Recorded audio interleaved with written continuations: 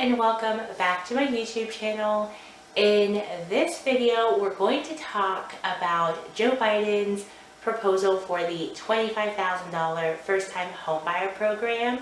I do think there are a lot of good conversations that can come from talking about a program like this. And if that's what you're interested in, go ahead and continue watching. My name's KT, and this is Simple Living with KT, the place where we talk about the issues facing our lives in a simple and mindful way. Every so often, I feel the need to give a disclaimer, and this is one of those times. This proposal is just that, a proposal. It has not passed, and if we've learned anything about watching the CARES Act get approved, and if we've learned anything about the different stimulus bills going through the House and the Senate, I hope that we've learned that things can absolutely change. And so I'm just talking about this bill in the way that it is right now. Something might change, but this is a preliminary look and just a conversation I'd like to have, particularly about different points I've heard as kind of reasons why people may not understand why something like this would even be proposed. And I kind of would just like to offer some suggestions about why something like this would be proposed and have that conversation. I was one of those people that when I heard about the idea of a pretty big first-time homebuyer program, I was one of those people that thought, okay, this could actually benefit my husband and I. We are newly married. We recently got out of debt. We, are sticking to a budget. He has owned a home before and has experience with having to deal with the maintenance and, every little type of insurance that is needed for that. So in theory, a first-time homebuyer program of any shape or form would just be icing on the cake for my husband and I, because while we're not ready to purchase a house today, I do believe that in the future, just with continuing our spending habits and our ideas towards money and saving for the future, that we'll be able to get into a house when we feel like we're actually ready.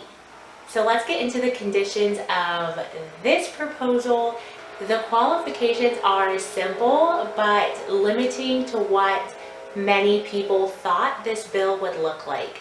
For this bill, not only do you need to be a first-time home buyer, you also need to be a first-generation home buyer.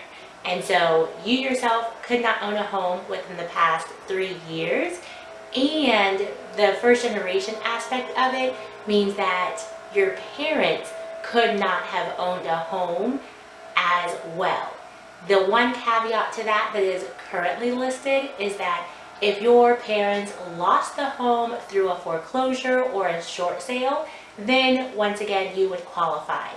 Now, before you click off of this video and talk about how the system is broken, please keep watching just to hear my thoughts and explore a little bit more about why something like this would be proposed. There are a lot of nuances that, of course, people are asking about. What if my mom owned a house and my dad did not? They're not married. What if my dad only owned a house for 2 years, could not afford it, the market was okay, so he sold it. It did not end up going into foreclosure or into short sale. There are plenty of caveats that honestly we don't know the answers to right now. But certainly while something like this is pretty much a big deal, it's going to be fleshed out and people will be able to get those questions answered in the future. But what I want to focus on now are a couple of reoccurring ideas or comments that I've seen in video responses about perhaps people not understanding why something like this would even be proposed when it excludes so many people. The first point is the idea that a first-time home buyer is someone that has not owned a home in the past 3 years. Traditionally, that is what many real estate professionals and investors would say about being a first-time home buyer. This program, though, takes it a step further. And that step further makes the pool of people who will probably qualify for this really narrow. For many people, I've seen this as a very negative idea when discussing this bill that the pool of people that are going to qualify for it is going to be smaller than if they were trying to reach more people. And for me, that's interesting because when I hear about many first-time homebuyer programs, people also criticize those programs for being too broad because it is opening the doors to too many people who may not be qualified for a home purchase. When I see the way that this is set up for people whose parents also were not able to enter the home buying market, this is not just set up to be a blank slate for many people. It's trying to focus on a particular group of people.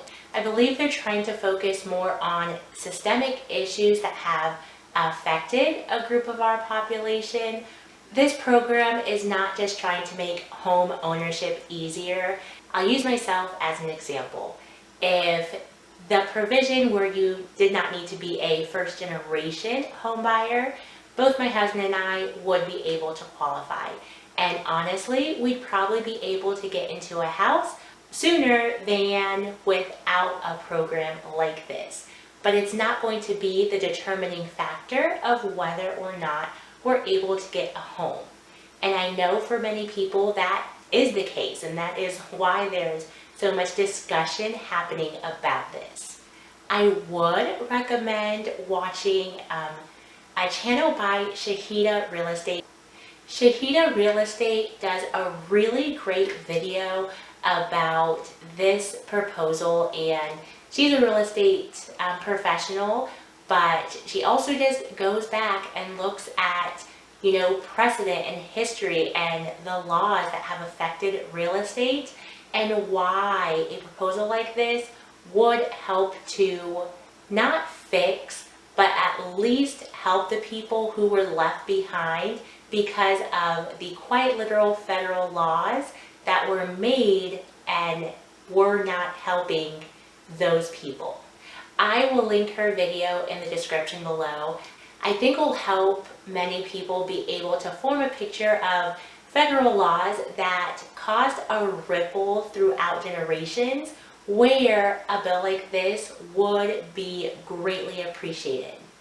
Another comment I've seen in relation to this bill is that it's making the assumption that my parents owning a home is somehow going to help me own a home. What I want to focus now on is there being two really big factors that contributes to home ownership being a staple in our economy. And it's not just having a place to live. The first one is that for many Americans, it is a big contributing factor to net worth. But the second, which I think is overlooked by many people, is that it also greatly contributes to generational wealth. My mom owns her home, and her owning that home is not going to have any difference to my husband and I of whether or not we're going to be able to buy a home ourselves. However, realistically, there will be a time, everything has a time where it comes and goes. When she passes away, that home, if she chooses to still have it, whenever she passes away, would be passed down to my sister and I. We would decide whether or not we keep this home or whether or not we sell the asset and split the funds and what we're going to do with that money. That quite literally is generational wealth. That quite literally is what a large group of our citizens here do not have access to.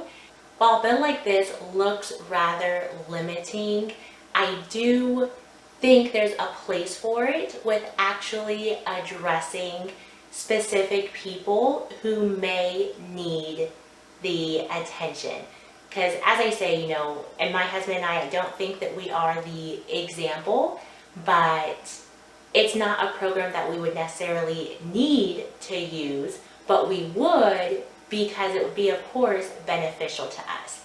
First-time homebuyer programs have been able to be used by investors, by reading between the lines and following the law to the letter to get investment properties, even though they were not made for them. And if we actually had some type of proposal that really limited and kept them out of the market, I think that's a good thing. I'm in Florida, and there are also a good variety of different homebuyer programs here that you absolutely should look into. Regardless of how this proposal changes over time, if you know that you're ready to start looking for a house or you're going to be entering that market soon, check to make sure if there's anything locally in your area. Sometimes there are county programs, and then sometimes there are statewide programs. And sometimes those two types of programs can work together.